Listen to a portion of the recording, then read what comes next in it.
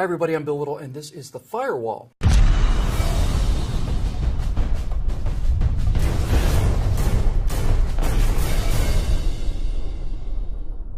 Science fiction writer Jerry Pournelle has republished with his additional commentary a completely forgotten but far from forgettable book called Literature Reader, 6th Year by Leroy E. Armstrong, published 1914.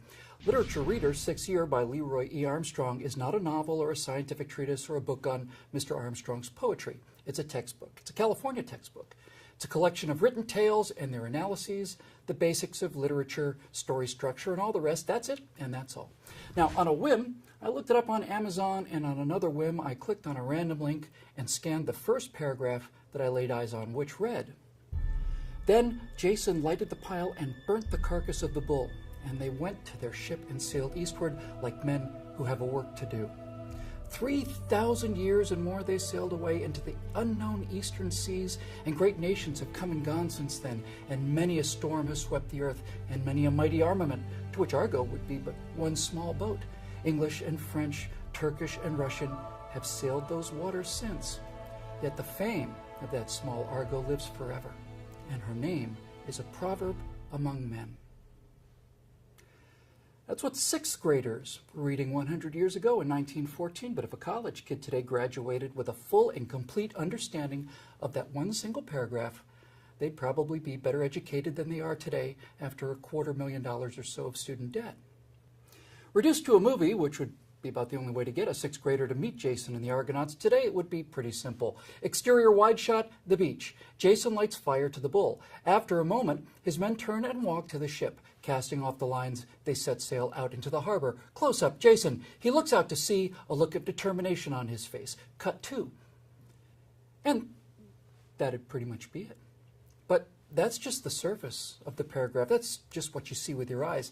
That's all 6th graders in 2014 ever get, only the surface of everything. Because 100 years ago, those same age children would have imagined, they would have seen things in their minds, would have imagined the great ships setting sail for the eastern sea, and then been shocked that the Greek author didn't talk about sailing for 300 miles, but rather for 3,000 years. They would have seen the mighty fleets of the English and the French and the Turks and the Russians, sailing ships, battleships, come and go, and only the small Argo remain on these waters of eternity. Only this small band of men in a little boat sailing across the ocean of history and legend like men who have a work to do. Now, for a random paragraph from an obscure textbook, that's a profound insight, no doubt. It's why Leroy E. Armstrong decided to include it in his reader. The progressives have had to fight against that 1895 or 1914 level of education, and it hasn't been easy for them. It took them at least half a century to win this struggle for stupidity, elimination of standards, grading on the curve, the self-esteem movement, new math, gender studies, speech codes, and all the rest. The detritus of the battle against educated citizens, in harness to the socialist paradise that is so obviously doomed to failure. Well, it's obvious to people who know math, history, and economics anyway. And now, with Common Core, soon it'll be against the law for your child to hit the jackpot against all odds and end up with a Leroy E. Armstrong teaching them. No, the final battle in the struggle for stupidity will be to make it illegal to be taught anything other than standard state stupid. They have succeeded in taking a generation that went to the moon with slide rules, doing the math in their heads, to a generation that's amazed to discover that the movie Titanic is actually based on a true story.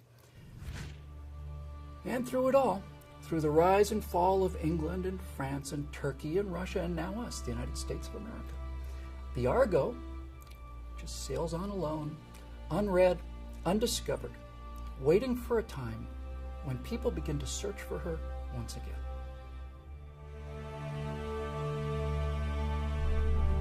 Please subscribe to our YouTube channel and be sure to visit us at truthrevolt.org.